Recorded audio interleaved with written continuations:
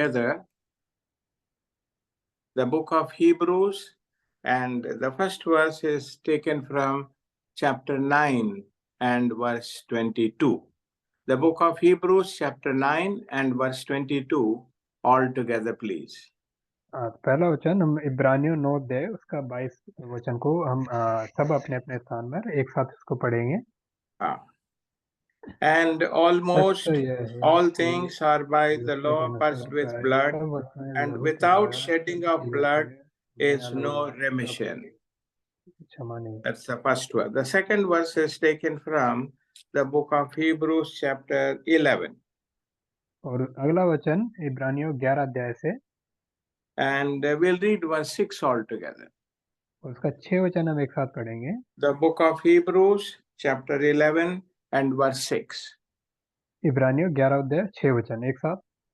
और But without faith it is impossible to please him, for he that cometh to God must believe that he is, and that he is a rewarder of them that diligently seek him. Now the third verse is from the book of Hebrews and chapter 12. और तीसरा वचन इब्रानियों 12 अध्याय से, and we read verse 8. और उसका 8 वचन। The book of Hebrews, chapter 12 and verse 8. इब्रानियों 12 अध्याय 8 वचन। But if he be without chastisement, whereof all are partakers, then are they bastards and not sons. And the fourth verse is also taken from the same chapter, but it's in verse 14. और चौथा वचन इसी 12 अध्याय से 14 वचन। The book of Hebrews, chapter 12 and verse 14. Kindly open your Bibles, and I request all of you to read these verses loudly, please. इब्रानियों 12 अध्याय 14 वचन, सब अपने अपने बाइबल में ऊंचे आवाज में इसको पढ़ें। Follow peace with all men and holiness, without which no man shall see the Lord. Shall we pray? Our loving Heavenly Father, Almighty and gracious God, what a privilege it is for each one of us to come together around your word this evening time. हमारे प्रेमी स्वर्गीय पिता अनुग्रहकारी परमेश्वर, धन्यवाद देते हैं इस आदर के लिए जो आपने हमें दिया कि इस शाम के समय में आपके वचन के सम्मुख हम इकट्ठे हुए। And what a privilege it is for us to remind ourselves of your gracious promise, wherein you have said, where 2 or 3 are gathered together in my name, there am I in their midst. Matthew 18:20. और प्रभु जी, हम धन्यवाद देते हैं मत्ती 18:20 के अनुसार जो आपने हमसे प्रतिज्ञा की कि जहाँ 2 या 3 मेरे नाम से इकट्ठे होते हैं, मैं इनके बीच में होता हूँ। Lord, we fully believe your word, and we believe that you are with us wherever we are in our own homes, because we have gathered together in your name and your promise to be with us. और प्रभु जी, हम पूरी रीति से विश्वास करते हैं आपके इस वचन पर कि हम प्रभु जी जहाँ पर भी हैं, आपके नाम से हम अपने अपने घरों में इकट्ठे होते हैं कि आप हमारे बीच में उपस्थित हैं। And you are a God who speaks to us because you are a living God. और आप ऐसे परमेश्वर हैं जो हमसे बात करते हैं क्योंकि आप जीवित परमेश्वर हैं। You are the same God who spoke from in between the cherubims in the most holy place, as we read in the book of Numbers, chapter 7 and verse 89. और प्रभु जी, जैसा गिनती 7 अध्याय उसके 89 वचन में हम पढ़ते हैं कि करूबों के बीच से होकर महापवित्र स्थान से आप बोलते हैं। You are the same yesterday, today, and forever. आज कल और सर्वदा आप एक से हैं। So Lord, it's our very humble request that we may be able to hear your still small voice according to 1 Kings chapter 19 and verse 12. और प्रभु जी, पहला राजा 19 अध्याय उसका 12 वचन के अनुसार आपके मधुर दीनी शब्द को प्रभु जी हम सुन पाए। And give us ears to hear your still small voice this evening. और प्रभु जी, आज शाम को आपके उस मधुर दीनी आवाज को सुनने के लिए हमारे कानों को तैयार करें। Lord, we both, Lord, thine unworthy servant and Gabriel, we bring ourselves under the sprinkling of the blood of the everlasting covenant. और प्रभु जी, हम अपने आप को हम अयोग्य दास आपके अधीन लेकर आते हैं, आपके लहू के अनंत वाचा के लहू के अधीन हम लेकर आते हैं। Anoint us both, by the Holy Spirit, anointing of the Holy Spirit may rest upon us. आपके पवित्र आत्मा के द्वारा हमें अभिषेक करें। We thank you for everyone who has taken time to come and attend this Bible study. हर एक के लिए धन्यवाद देते हैं प्रभु जी, जिन्होंने समय निकालकर प्रभु जी इस बाइबल अध्ययन को सभा में जुड़े हैं। Lord, although we may be in our own homes, help us to be as reverent as if the Lord is physically present in our midst. और प्रभु जी, हम अपने अपने घरों में होने के बावजूद भी ऐसा हमारी मदद करें कि जैसे आप हमारे बीच में भौतिक रूप से उपस्थित हैं, वैसा आदर आपकी उपस्थिति को दे पाए। We humble ourselves in your holy presence. आपकी पवित्र उपस्थिति में अपने आप को नम्र और दीन करते हैं। And we bring this Zoom technology also under your precious blood. और प्रभु जी, जूम के टेक्नोलॉजी को आपके लहू के अधीन लेकर आते हैं। And those who have labored to set up this meeting, they also may be blessed for the labor of their love. और प्रभु जी, ये मीटिंग के विषय में जो मेहनत जिन लोगों ने की है, प्रभु जी उनकी मेहनत का प्रतिफल, उनका प्रेम का प्रतिफल उन्हें दिया जाए। Hear our humble prayer. हमारी नम्र प्रार्थना को सुनिए। For we ask this prayer in the highly exalted name of our Lord and our blessed Savior, the Lord Jesus Christ. और प्रभु जी, हमारे प्रभु और उद्धारकर्ता प्रभु यीशु के बहुमूल्य नाम में प्रार्थना मांगते हैं। Amen. आमीन। Now, you may forget whatever I am saying this evening, जो भी मैं आज शाम को कह रहा हूँ, हो सकता है आप उसे भूल जाएं, but never ever forget these four things. लेकिन इन 4 बातों को कभी ना भूलें। Without shedding of blood, there can be no remission of sins. बिना लहू बहाए पापों से कोई छुटकारा नहीं है। Without faith, it is impossible to please God. विश्वास के बिना परमेश्वर को प्रसन्न करना अनहोना है। And without chastisement, we cannot be called his sons and daughters. और बिना ताड़ना के हम उसके पुत्र पुत्री नहीं बन सकते। And lastly, without holiness, no man shall see the Lord. और अंत में बिना पवित्रता के कोई प्रभु को नहीं देख सकता। Beloved, these are very foundational truths of Christian life. प्रियो, ये मसीह जीवन के आधारभूत सत्य हैं। Because the Lord Jesus Christ was speaking in the Sermon on the Mount in Matthew's Gospel, chapter 7, he said two people built their houses, their respective houses.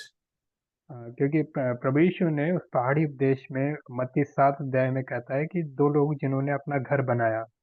One built his house upon the sand. एक ने रेत पर बालू पर अपना घर बनाया। The rains came, the floods came, the house fell. और वहां पर मेघ बरसा और बाढ़ आई और तूफान आया और वो घर गिर गया। But there was another man, Jesus calls him as a wise man because he built his house upon a rock. और एक दूसरा व्यक्ति है, प्रभु उसे बुद्धिमान मनुष्य कहता है, जिसने अपना घर चट्टान पर बनाया। And I believe these four things that we are going to study today and as well as on Sunday in Baraka, they are like wise people building their house upon a rock. और ये जो 4 बातें हैं जो हमने अभी पढ़ी है और आगे बैराका में भी हम इसको आगे जारी रखेंगे, ये उसी की तरह है, उस बुद्धिमान मनुष्य के तरह जिसने चट्टान पर घर बनाया। Now, we need to understand to whom did the writer write this epistle. और अब हमें ये समझना है कि ये पत्री को लिखने वाला किसके लिए ये पत्री लिख रहा है। See, Apostle Paul, he wrote 13 letters or 13 epistles. प्रेरित पौलुस ने 13 पत्रियों को लिखा। And I very strongly believe that the book of Hebrews also was written by Saint Paul. और मैं विश्वास करता हूँ कि ये इब्रानियों की पत्री भी पौलुस के द्वारा लिखी गई। And the simple reason why we have come to this conclusion is it was Paul who was so much rooted into the Old Testament scriptures. और हम ऐसा कैसे कह सकते हैं, क्योंकि पौलुस जो है वो पुराने नियम के जो बातें हैं उनमें बड़ी गहराई से गहराई का ज्ञान रखता था। And he begins to tell us whatever has been told in the Old Testament has its fulfillment in the New Testament. और वो इस बात को बताता था कि पुराने नियम में जो भी बातें हैं वो नया नियम में पूरी हुई है। And in the book of Hebrews, chapter 10, verses 1 and 2, Paul writes and he tells us that the Old Testament scriptures are like the shadows, but the substance is the Lord Jesus Christ. क्योंकि इब्रानियों 10 अध्याय उसका 1 और 2 वचन में पौलुस कहता है कि जो पुराने नियम की बातें थी वो एक प्रतिबिंब थी और मसीह यीशु उसका असली स्वरूप है। Now, the book of Romans was written to those who are in Rome. Roman की पत्री उन लोगों के लिए लिखी गई थी जो रोम में थे। The book of 1st and 2nd Corinthians was written to believers in Corinth. और पहला और दूसरा कुरिन्थ में रहने वाले विश्वासियों के लिए लिखी गई। And the book of Galatians was written to those believers who were living in Galatia. गलातियों की पत्री गलाती में रहने वाले विश्वासियों के लिए लिखी गई। And the book of Ephesians was written to the believers who were living in Ephesus. और इफिसियों की पत्री इफिसुस में रहने वाले विश्वासियों के लिए लिखी गई। And the book of Philippians was written to the believers who were living in Philippi. और फिलिपियों की पत्री फिलिपी में रहने वाले विश्वासियों के लिए लिखी गई। And 1st and 2nd Thessalonians was written to those believers who are living in Thessalonica. और पहला और दूसरा थिस्सलुनीकियों ये पत्री थिस्सलुनीका में रहने वाले विश्वासियों के लिए लिखी गई। Now the question is, where were the Hebrews living? और अब सवाल आता है कि ये इब्रानी जो थे ये कहाँ पर रह रहे थे। I want you to be clear in your mind. The other epistles were written to places living in a particular geographical zone. और ये जो बाकी पत्रियां थी वो एक किसी खास भौतिक स्थान के विषय में वहाँ के विश्वासियों के लिए लिखी गई थी। But the book of Hebrews was written to those people who spoke the Hebrew language. लेकिन इब्रानियों की पुस्तक इब्रानियों की पत्री उन लोगों के लिए लिखी गई जो इब्रानी भाषा बोलते थे। Now I was trying to figure out how I should explain this. I'll explain it this way. इस तरह से हम इसकी व्याख्या कर सकते हैं। Those people who live in Gujarat, जैसे कि गुजरात में रहने वाले लोग हैं, they may be scattered all over the world. हो सकता है वो पूरी दुनिया में फैले हुए हों। But wherever they live and earn their livelihood, we call them as Gujaratis. लेकिन वो चाहे जहाँ भी रहने वाले हों, जहाँ पे काम करते हों, हम उन्हें गुजराती ही बोलते हैं। And those who speak Tamil, जो तमिल बोलते हैं, they may be living in any part of the world, but we call them as Tamilians. वो चाहे कहीं पर भी रह रहे हों दुनिया के किसी भी हिस्से में, हम उन्हें तमिलियन बोलते हैं। So in a similar way, beloved, those who spoke the Hebrew language, wherever they lived on the face of the earth, Paul is writing to those scattered believers. तो उसी तरह से जो इब्रानी लोग जो चाहे दुनिया में कहीं पर भी फैले हुए हों, जो इब्रानी भाषा बोलते थे, उनके लिए पौलुस यहाँ पर लिखता है। And the scripture tells us Abraham was the first one to be called as a Hebrew. और वचन हमें बताता है कि सबसे पहले अब्राहम को इब्री बोला गया। To save time, we'll read all the verses in Hindi only, please. Gabriel and all the rest of us who have Hindi Bibles, kindly turn with me to the book of Genesis, please. समय बचाने के लिए हिंदी में वचन पढ़ेंगे। इब्रानी उत्पत्ति की पुस्तक and chapter 14 और उसका 14 अध्याय and verse 13. और उसका 13 वचन। The book of Genesis, chapter 14 and verse 13. उत्पत्ति 14 अध्याय उसका 13 वचन। तब एक जन जो भागकर बच निकला था, उसने जाकर इब्री अब्राम को समाचार दिया। अब्राम तो एमोरी मामरे जो एशकोल और आनेर का भाई था, उसके बांज वृक्षों के बीच में रहता था, और ये लोग अब्राम के संग वाचा बांधे हुए थे। Mark those words, Abraham the Hebrew, Genesis chapter 14 and verse 13. उत्पत्ति 14 अध्याय 13 वचन में इब्री अब्राम पे ध्यान दें। So Abraham spoke Hebrew, so he was called a Hebrew. तो अब्राहम इब्री भाषा बोलता था, इसलिए उसको इब्री कहा गया। And then when we read the story of Joseph, we begin to read that Joseph says, I come from the land of the Hebrews. Kindly turn with me to the book of Genesis, please, and chapter 40 उत्पत्ति 40 अध्याय and verse 15. और उसका 15 वचन। The book of Genesis, chapter 40 and verse 15. इब्रानियों उत्पत्ति की पुस्तक 40 अध्याय उसका 15 वचन। For indeed I was stolen away out of the land of the Hebrews. क्योंकि सचमुच इब्रानियों के देश से मुझे चुरा कर लाया गया है। So not only Abraham was called a Hebrew, but that part of the land where he lived, Joseph calls it as the land of the Hebrews. ना केवल अब्राहम को इब्री कहा गया, बल्कि जिस भाग में वो यूसुफ रह रहा था, उस जगह को भी इब्रानियों के देश कहा गया है। And those people who were speaking Hebrew, I'm trying to trace from the Holy Scriptures how the Jews began to be called as the Hebrews. और वचन से हम इस बात को देखने की कोशिश कर रहे हैं कि कैसे यहूदियों को इब्रानी कहा गया। In the book of Kings, please, 2 Kings. दूसरा राजाओं की पुस्तक and chapter 16 और उसका 16 अध्याय and verse 6. और उसका 6 वचन। दूसरा राजा 16 अध्याय उसका 6 वचन।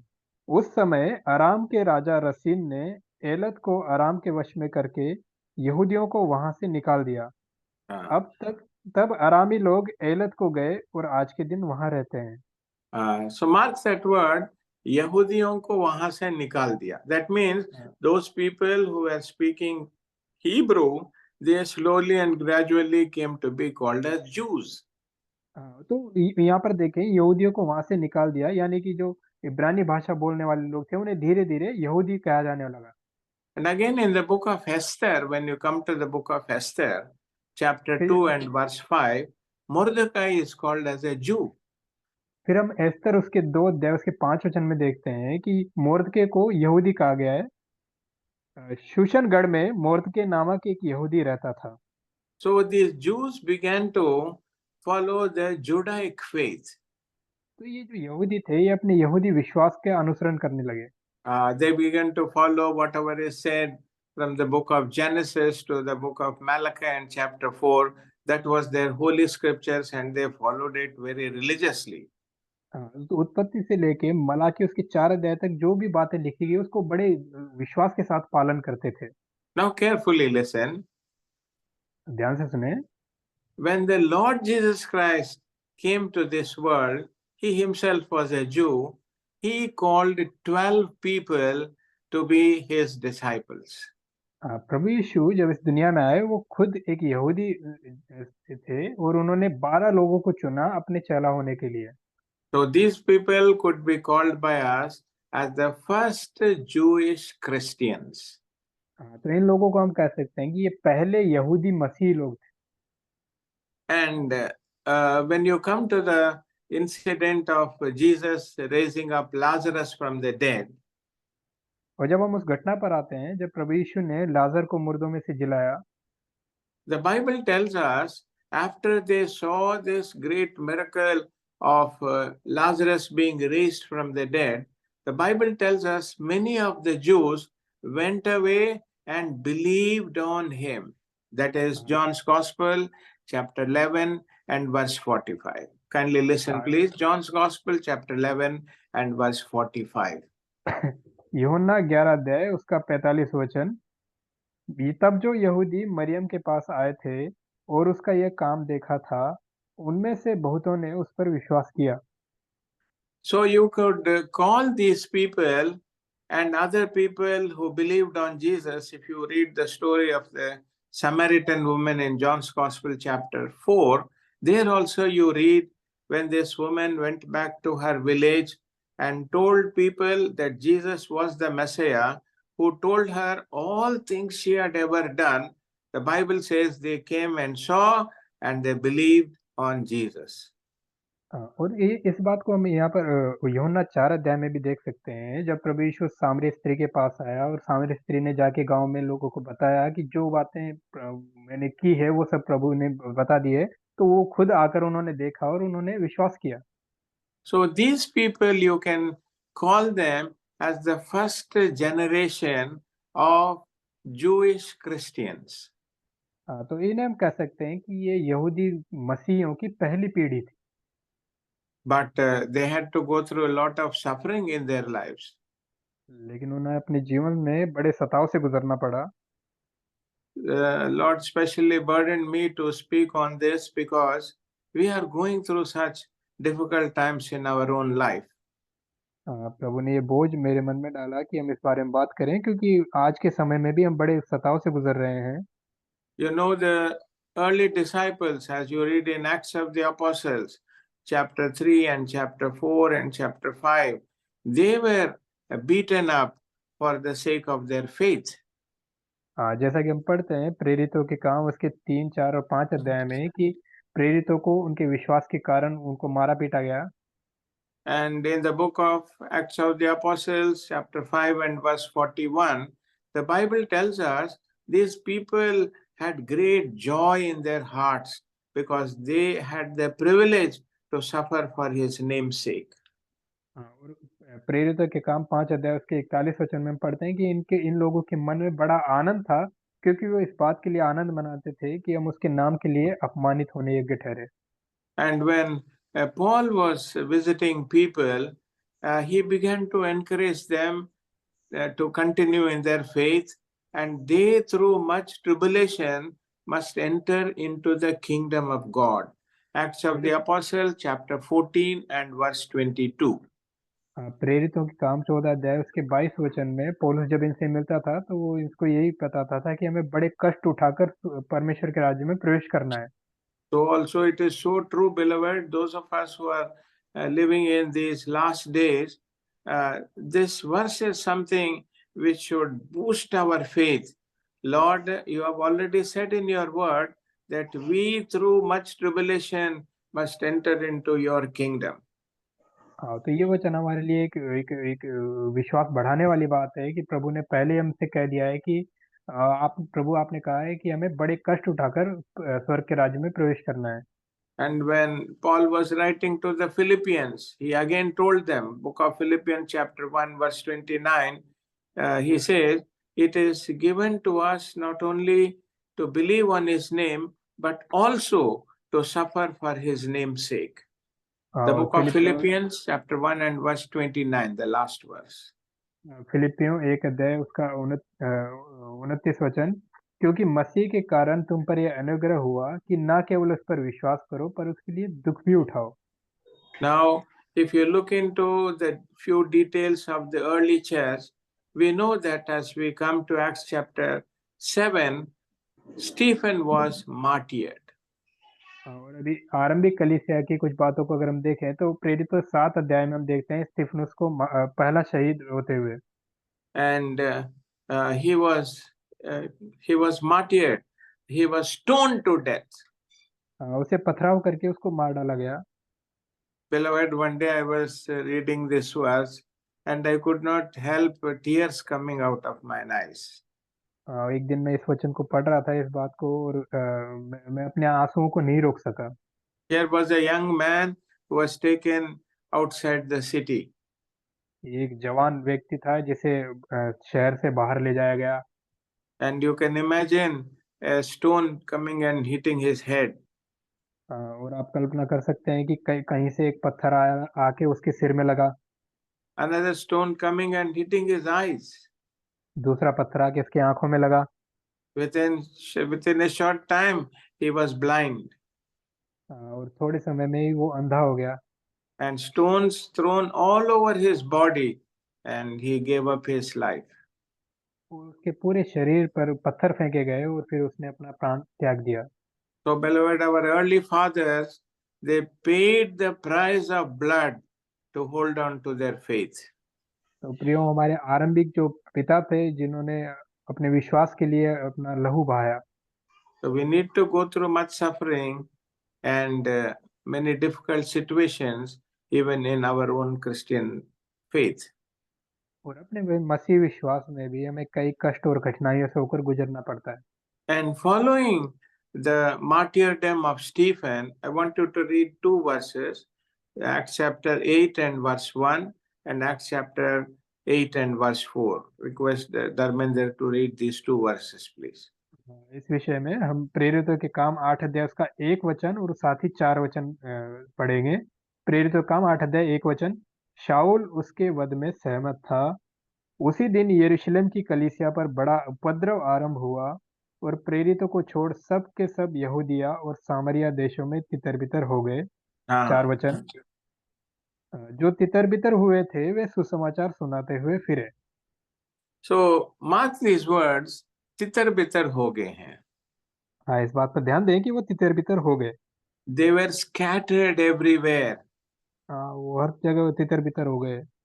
And the reason for the persecution was these Jews, they were devout Jews. They believed the holy scriptures as written in the Old Testament. और सताव का कारण ये था कि ये जो यहूदी थे ये बड़े बड़े भक्तिमय यहूदी थे जो पुराने नियम की सारी बातों पर विश्वास करते थे। And it did not dawn upon their minds that the Lord Jesus Christ is the fulfillment of all Old Testament scriptures. और ये उनके बात में समझ में नहीं आया कि प्रभु यीशु मसीह उन सारी पुराने नियम की बातों को पूर्ण करता है। They failed to understand that the Old Testament scriptures were just the shadows, but the substance or the reality was Jesus Christ. वो इस बात को नहीं समझ पाए कि पुराने नियम की सारी बातें प्रतिबिंब है और असली स्वरूप प्रभु यीशु मसीह है। And you can imagine, beloved, these early Christians who were so happily living in Jerusalem and in the surrounding places, they had to abandon their houses to go and live in faraway places. और आप कल्पना करें कि ये जो यरूशलेम में विश्वासी थे बड़े आराम से रह रहे थे, उन्हें अपना घर छोड़कर भागना पड़ा दूर-दूर देशों में। Why did they have to run away? क्यों उन्हें भागना पड़ा? Because of their faith. अपने विश्वास के कारण। Faith in Jesus Christ. प्रभु यीशु मसीह में विश्वास के कारण। Faith in Jesus, who was the fulfillment of the Old Testament scriptures. पुराने नियम को जो पूर्ण करता है उस प्रभु यीशु पर विश्वास के कारण। So sometime or the other, they began to say to themselves, have we taken the right decision or have we taken a wrong decision? हाँ, तो कभी किसी समय उनके मन में आया होगा कि क्या हमने सही निर्णय लिया या कहीं कोई गलत निर्णय ले लिया। As long as we were following Judaism, there was no problem. जब तक हम यहूदी धर्म का पालन कर रहे थे तो कोई समस्या ही नहीं थी। Now we thought, having come into the Christian faith, believing on the Lord Jesus Christ and his finished work on the cross of Calvary, that we would be more happy. But these things are happening on the contrary, that we are subjected to a very difficult and a persecution. और जब हमने प्रभु यीशु पर विश्वास किया, कलवरी क्रूस पर उसके पूरे हुए काम को हमने विश्वास किया, तो हमने सोचा कि सब ठीक होगा, लेकिन यहाँ तो अब सताव आ गया है। So their faith was डगमगा रहा था। तो उनका विश्वास वहां पर उस स्थिति में डगमगा रहा था। So to them, Apostle Paul is writing. तो उन लोगों को यहाँ पौलुस लिखता है। He was saying, remember these four things. वो कह रहा है कि इन 4 बातों को याद रखें। Without shedding of blood, there can never ever be remission or forgiveness of sins. बिना लहू बहाए पापों से क्षमा नहीं है। I was reading in the New King James Version, in the KJV that I normally use, the word remission of sins is given, but in the New King James Version it says, there cannot be any forgiveness of sins. और जैसे new king James version और king James version में दोनों में ये शब्द जो इस्तेमाल किया गया है, किंग जेम्स वर्जन में रेमिशन यानी कि छुटकारा नहीं है और न्यू किंग जेम्स में फॉरगिवनेस यानी पापों की क्षमा नहीं है। पापों की क्षमा. So actually this verse is little deeper, because the verse says, almost all things are purged by the law. और ये वचन इसमें गहराई की बात ये है, क्योंकि ये यहाँ लिखता है व्यवस्था के अनुसार प्राय सब बातें शुद्ध की जाती है लहू के द्वारा। Does it say almost? वो शब्द आती है वहां पर? हाँ, प्राय शब्द इस्तेमाल किया गया है। ऑलमोस्ट, प्रायश्चित इस्तेमाल नो, किया गया। प्राय। So there the Bible says all things are purged by the blood. तो लहू के द्वारा सब बातें लगभग शुद्ध की जाती है। Beloved, when we think about the blood of the Lord Jesus, when we talk about it, let us remember in the Old Testament, hundreds of years before Jesus died on the cross, it says in the book of Leviticus, chapter 17 and verse 11, it says, the life of the flesh is in the blood. हाँ, तो प्रभु यीशु मसीह के आने से सैकड़ों साल पहले levy व्यवस्था उसका 17 अध्याय उसके 11 वचन में देखते हैं कि शरीर का प्राण लहू में रहता है। Or in other words, no blood, no life.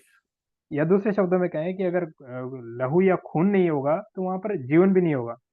And beloved, without the shedding of blood, there in the Old Testament, the Bible refers to the sacrifices, but in the New Testament, the blood of Jesus. आप पुराने नियम में जब लहू की बात आती है तो वो बलिदान होने वाली चीजों का लहू होता है, लेकिन नया नियम में लहू की बात आती है तो प्रभु यीशु का लहू है। Now listen to this statement very carefully. अब ध्यान से सुने। As the blood is the basis of our physical life, so is the blood of Jesus the basis of our spiritual life. जैसे लहू हमारे इस शारीरिक या भौतिक जीवन का आधार है, वैसे ही प्रभु यीशु का लहू हमारे आत्मिक जीवन का आधार है। Because in him there is life. क्योंकि उसमें जीवन है।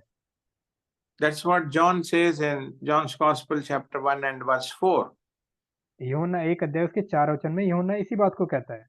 So beloved, when Jesus gave his blood on the cross of Calvary, God gave his life.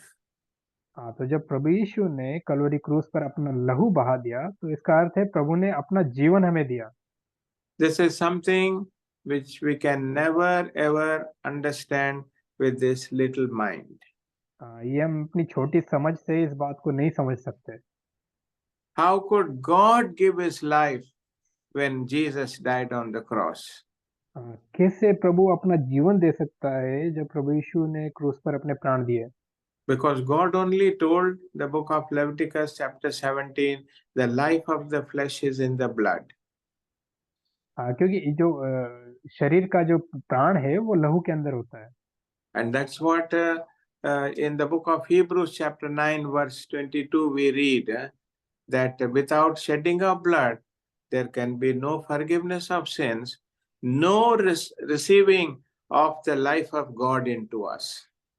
और इब्रानियों 9 अध्याय के 22 वचन में भी पढ़ते हैं कि बिना लहू बहाए पापों से क्षमा नहीं है, प्रभु यीशु हमारे जीवन में नहीं आ सकता। In the book of John's Gospel chapter 10 and verse 10, Jesus said, I am come to give them abundant life.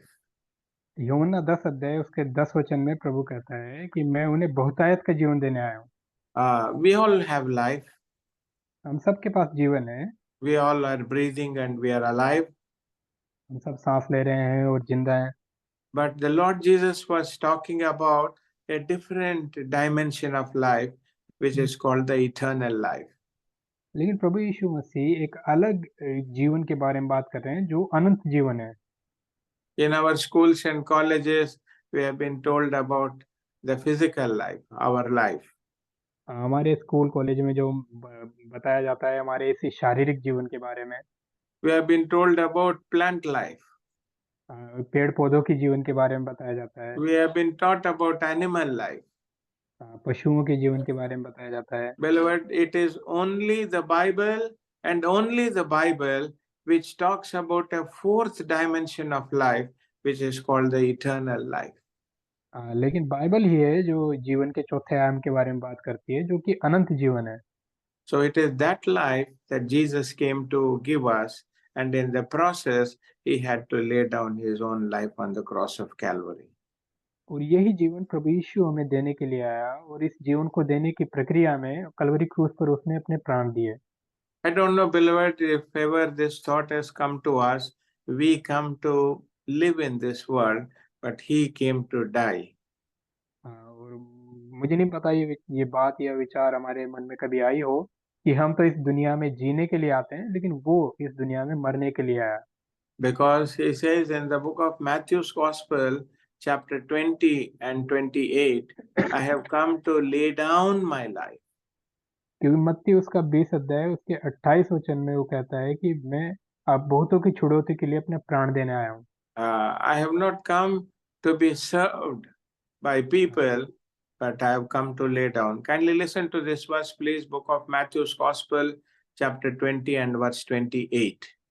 मत्ती 20 अध्याय 28 वचन, जैसे कि मनुष्य का पुत्र वह इसलिए नहीं आया कि उसकी सेवा टहल की जाए, परंतु इसलिए आया कि आप सेवा टहल करें और बहुतों की छुड़ौती के लिए अपने प्राण दे। For the salvation of many, that he should give his life. So he came to this world with the goal of laying down his life so that you and I may have eternal life. तो वो बहुतों की छुड़ौती के लिए, उद्धार के लिए एक उद्देश्य के साथ इस दुनिया में आया ताकि हम उसके द्वारा जीवन पाएं। Those of us who are living in the bondage of the fear of death, Hebrews chapter 2, verses 14 and 15, all our life we were in bondage of the fear of death.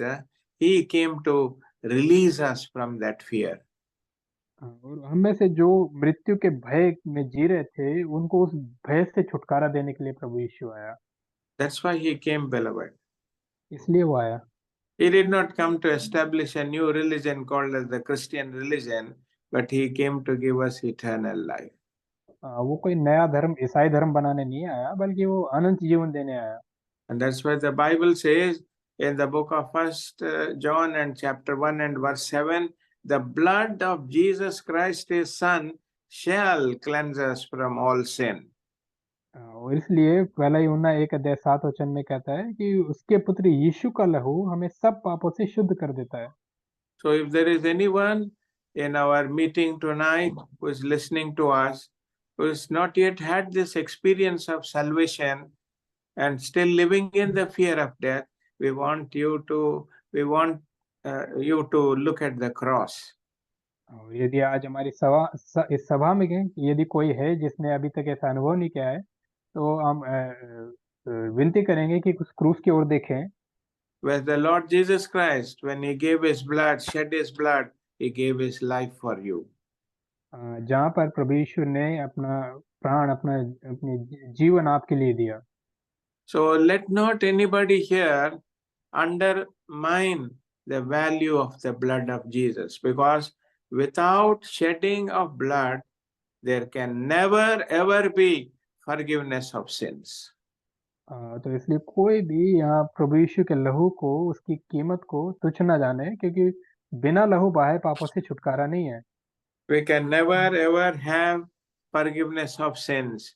We can never ever have the gift of eternal life. हम कभी भी उस पापों से क्षमा नहीं पा सकते और अनंत जीवन का वरदान हम नहीं पा सकते। Because, beloved, it's only in the Lord Jesus Christ we have eternal life. क्योंकि केवल प्रभु यीशु मसीह में ही हम अनंत जीवन को पाते हैं। We'll read two verses, the book of 1 John chapter 5, verse 11 and 12. पहला यूहन्ना 5 अध्याय उसका 11 और 12 वचन हम पढ़ेंगे। It says, in him was life. उसमें जीवन है। पहला यूहन्ना 5 अध्याय 11 और 12। 11 और 12 वचन, और गवाही यह है कि परमेश्वर ने हमें अनंत जीवन दिया है और यह जीवन उसके पुत्र में है। जिसके पास पुत्र है उसके पास जीवन है, और जिसके पास परमेश्वर का पुत्र नहीं उसके पास जीवन भी नहीं है। Bible is very clear, beloved. We don't want to be harsh on those who are listening. I'm not only talking to those who have not yet received the Lord, but even those of us who know the Lord for years and years. Sometimes we find it difficult to share the gospel with other people and from the word of God. और ये Bible स्पष्ट बताती है, मैं ना केवल उनके लिए कहता हूँ बल्कि उन लोगों के लिए भी जो कई साल हो चुके हैं विश्वास में, लेकिन फिर भी सुसमाचार बांटने में उन्हें कठिनाई महसूस होती है। So, beloved, the blood of Jesus is not only important for our own salvation, but it is also equally important for our Christian life as well.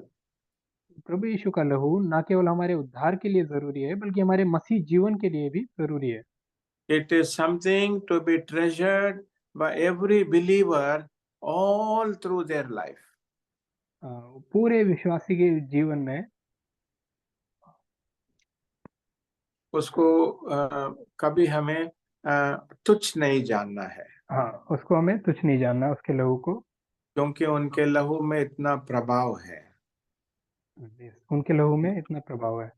Because in the precious blood of the Lord Jesus, there is so much that the believer has to draw from every day of his life.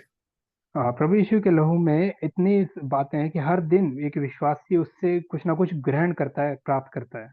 I'll tell you three things and then I'll close. तीन बातें बता के हम समाप्त करेंगे। The first one is, as we just now said, 1 John chapter 1 verse 7, there is cleansing in the blood of Christ. पहला यूहन्ना 1 के 7 वचन में हमने देखा कि उसके लहू में शुद्धता है, शुद्ध करना है।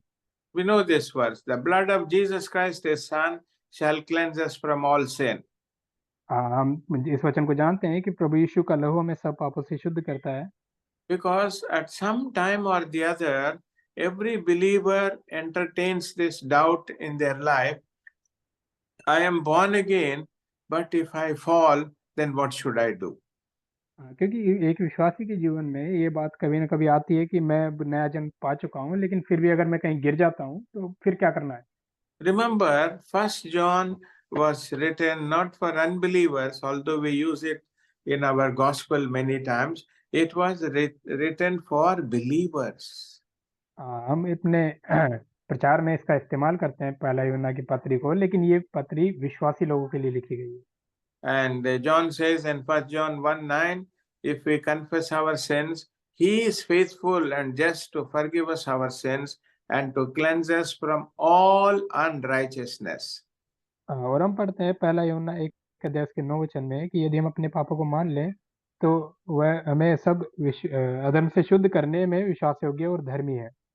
So those of us who are struggling with this thought of what if I sin, what will happen? I want to tell you that there is the blood of Christ which is available for us for our cleansing, our purification, all the days of our life. तो जितने इस बात में संदेह में है कि अपने उद्धार के विषय में, तो हम याद रखें कि प्रभु यीशु का लहू हमेशा उपलब्ध है हमारे लिए। The second blessing of the blood of Christ is that we are brought nigh unto God and to his people as well. और उसके लहू की दूसरी आशीष है कि हम प्रभु के नजदीक और उसके लोगों के नजदीक हम लाए जाते हैं। We'll read one or two verses from the book of Ephesians and chapter 2. इफिसियों 2 अध्याय उसके वचन को पढ़ेंगे, इफिसियों 2 अध्याय से। Yeah, the book of Ephesians and chapter 2. इफिसियों की पत्री 2 अध्याय And verse 12, please. और उसका 12 वचन। 12 and 13. 12 और 13। तुम लोग उस समय मसीह से अलग और इज़राइल की प्रजा के पद से अलग किए हुए और प्रतिज्ञा की वाचाओं के भागी ना थे और आशाहीन और जगत में ईश्वर रहित थे, पर अब मसीह यीशु में तुम जो पहले दूर थे मसीह के लहू के द्वारा निकट हो गए हो। Here Paul is saying, one time you were outside the commonwealth of Israel. You were not God's people at one time, but because of the blood of Christ, you have been brought nigh to God and nigh to his people. हाँ, तो यहाँ पर पौलुस कह रहा है कि एक समय तुम प्रजा के पद से अलग थे, लेकिन अब मसीह यीशु के लहू के द्वारा निकट हो गए हो। Because our sins are forgiven, we have come nigh to the heavenly Father. हाँ, क्योंकि हमारे पाप क्षमा कर दिए गए हैं, इसलिए हम स्वर्गीय पिता के नजदीक आ गए हैं। And remember one thing, while in the Old Testament, the high priest was given the privilege of entering into the most holy place only one day in a year. That was the Day of Atonement, about which we read in the book of Leviticus and chapter 16. Levy व्यवस्था 16 अध्याय में जब हम उस बारे में पढ़ते हैं कि महायाजक को भी केवल एक ही दिन नियुक्त था जिस दिन वो उस महापवित्र स्थान में जा सकता था। He had to take the blood और उसे लहू लहू को लेकर जाना होता था and enter into the most holy place. और उसको महापवित्र स्थान में वहाँ प्रवेश करना होता था। And the blood was for his own self और वो लहू उसके खुद के लिए होता था and for his family उसके परिवार के लिए and for all the children of Israel. और इज़राइल के सब लोगों के लिए।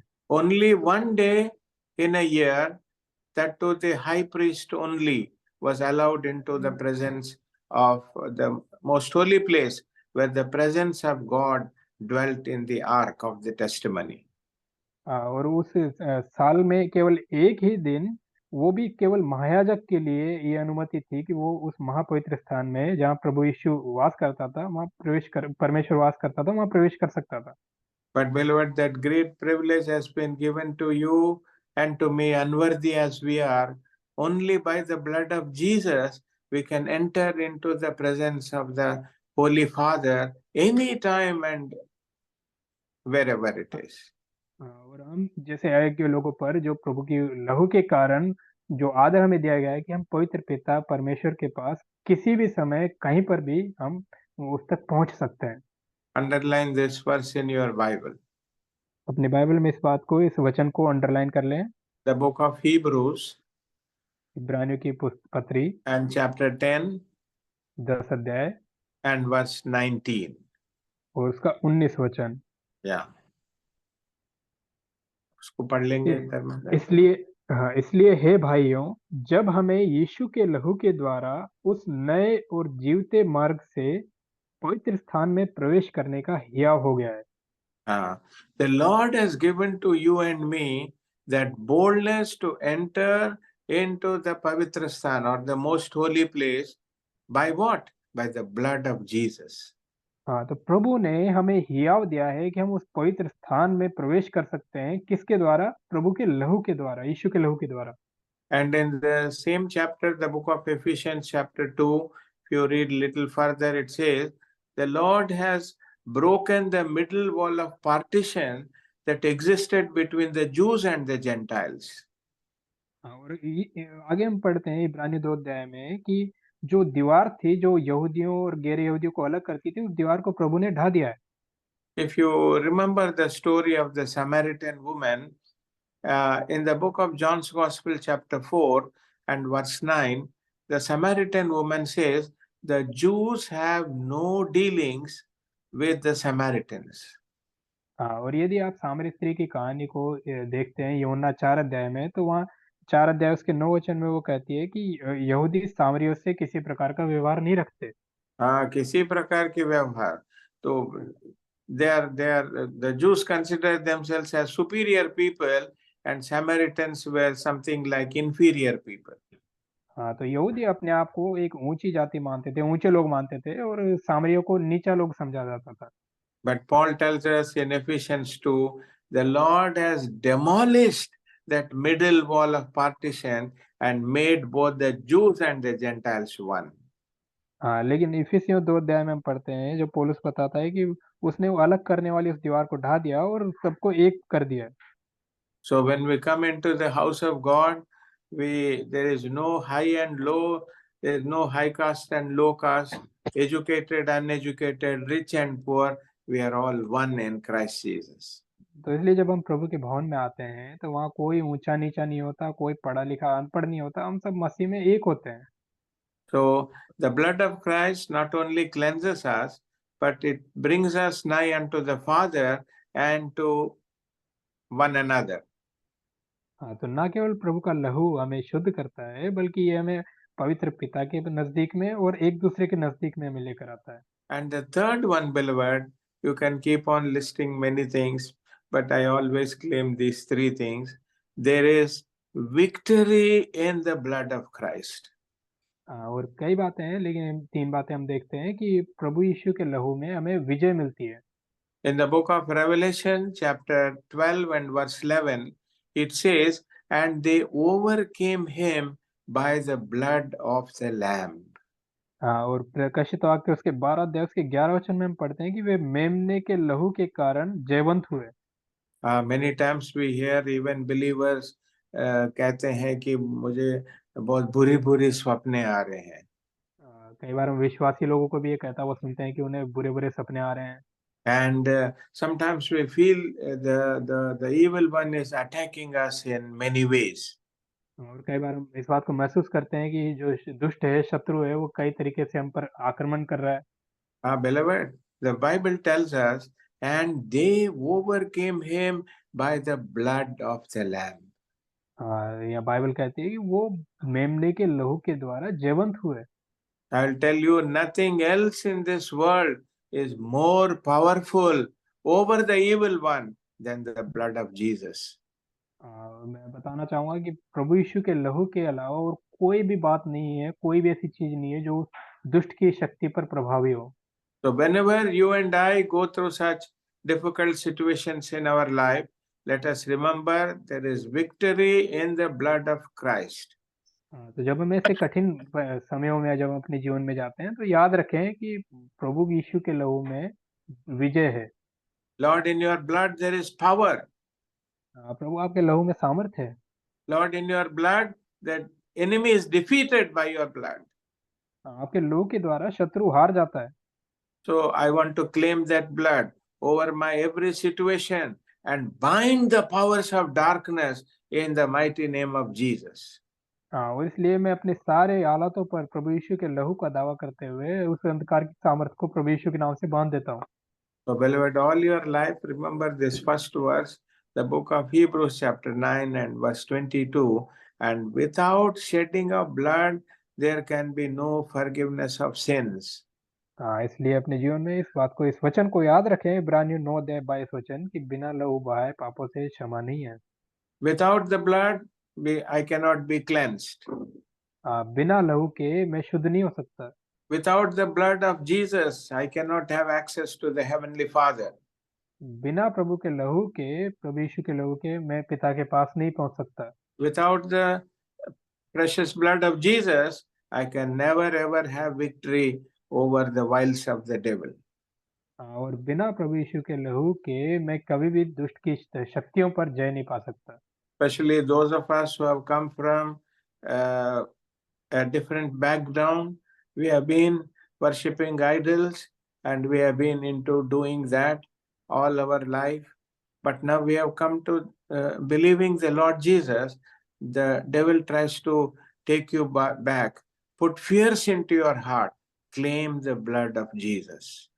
और उनमें से कई लोग जो अलग-अलग पृष्ठभूमि से आए हैं, जो मूर्ति पूजा से बाहर निकल कर आए हैं और शैतान कई बार कोशिश करता है हमें फिर से उसमें खींचने के लिए। तो जब ऐसे समय में हम प्रभु के लहू के द्वारा कि हम प्रभु के लहू में जय पाते हैं, इस बात को रखते हुए ध्यान रखें। So we'll finally read this verse and close today's Bible study. तो अंत में इस वचन को पढ़ते हुए हम आज के अध्ययन को समाप्त करेंगे। Book of Hebrews chapter 9 and verse 22. इब्रानियों 9 अध्याय 22 वचन। And almost all things are by the law washed with blood, and without shedding of blood is no remission of sins. Shall we pray? प्रार्थना करेंगे। Our loving Heavenly Father, our Almighty and gracious God, हमारे प्रेमी स्वर्गीय पिता, अनुग्रहकारी दयालु परमेश्वर, thank you, Lord, for this thoughts you have brought before those early Hebrew Christians who were struggling for their faith in Jesus. और प्रभु जी धन्यवाद देते हैं इन विचारों के लिए जो आरंभिक इब्रानी मसीहियों के जो अपने विश्वास में संघर्ष कर रहे थे, उनके द्वारा हमें दिए गए। They have been persecuted for their faith. उनके विश्वास के लिए उन्हें सताया गया। But Lord, we thank you for this wonderful counsels you have brought before them through this great apostle, the Apostle Paul, that without shedding of blood, there can never ever be remission of sins. लेकिन प्रभु जी हम धन्यवाद देते हैं उन बातों के लिए जो आपके प्रेरित पौलुस के द्वारा ये उनके सम्मुख लाए गई कि बिना लहू बहाए पापों से छुटकारा क्षमा नहीं है। All the Old Testament sacrifices of lambs and bulls and goats, Lord, they could only cover their sin, but they could not remove their sin. और पुराने नियम के जितने बलिदान थे वे केवल पशुओं के बलिदान जो थे वो केवल उनके पापों को ढक सकते थे, उसको छुटकारा नहीं दे सकते थे उससे। And as we read in the book of Hebrews, chapter 10, there has been continuous remembrance of sin every year because they were to bring the sacrifices every year. और जैसा हम इब्रानी 10 अध्याय में पढ़ते हैं कि हर साल उन्हें वो बलिदान करने के लिए कुछ ना कुछ लाना पड़ता था, तो उनका पाप उनके सामने हमेशा ही रहता था। And we are so grateful for this message of the book of Hebrews that Jesus Christ sacrificed himself once and for all time. और हम प्रभु जी धन्यवाद देते हैं इस बात के लिए कि प्रभु यीशु मसीह ने एक बार में ही सारा बलिदान पूरा कर दिया। So that when we come under the shelter of the Lord Jesus Christ, who is our Passover lamb, our sins are forgiven. और जो प्रभु जी फसह का मेमना प्रभु यीशु मसीह के लहू के अधीन जब हम आते हैं, वो हम इस बात को मानते हैं कि हमारे पाप क्षमा कर दिए गए हैं। They have been cast into the depths of the sea. वो समुद्र की गहराई में डाल दिए गए हैं। And Lord, they have been removed as far as the east is from the west. और जितना पूर्व से पश्चिम दूर है वैतना दूर कर दिया गया है। And Lord, according to Hebrews 8:12, you have said, their sins and their iniquities will I never ever remember. और इब्रानी 8:12 के अनुसार आपने कहा कि मैं उसके पापों को, उनके अधर्म को आगे को स्मरण नहीं करूंगा। What a blessed life it is, Lord, to know you. प्रभु जी आपको जानना कितना आशीषमय जीवन है। Lord, help us to realize and live our lives under these wonderful truths from your word. आपके वचन के द्वारा जो अद्भुत सत्य हमें दिए गए हैं, इनमें जीवन बिताना कितना आनंद की बात है। Lord, whenever the evil one brings our past sins to our remembrance, we have to simply speak about the blood of Christ by which all our sins have been forgiven, never to be remembered again. और प्रभु जी जब भी दुष्ट हमारे बीते पापों को सम्मुख लाता है, हम केवल आपके लहू के द्वारा बात करते हुए कि हम आपके लहू के द्वारा हम क्षमा पा चुके हैं और आगे आप हमारे पापों को स्मरण नहीं रखते।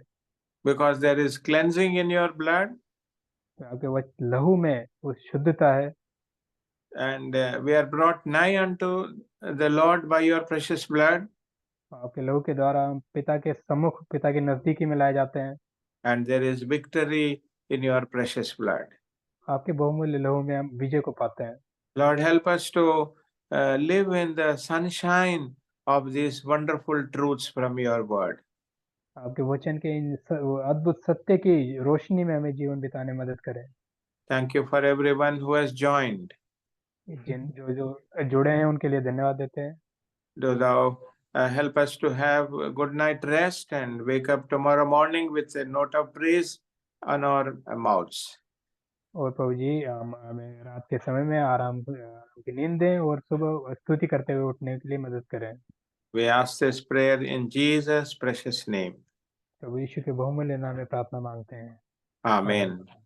Now unto him that is able to keep you from falling and to present you faultless before the presence of his glory with exceeding joy, to the only wise God our Savior, the Lord Jesus Christ, to him be glory, majesty, dominion and power, now and forever. Amen. Amen. सबको जय मसीह।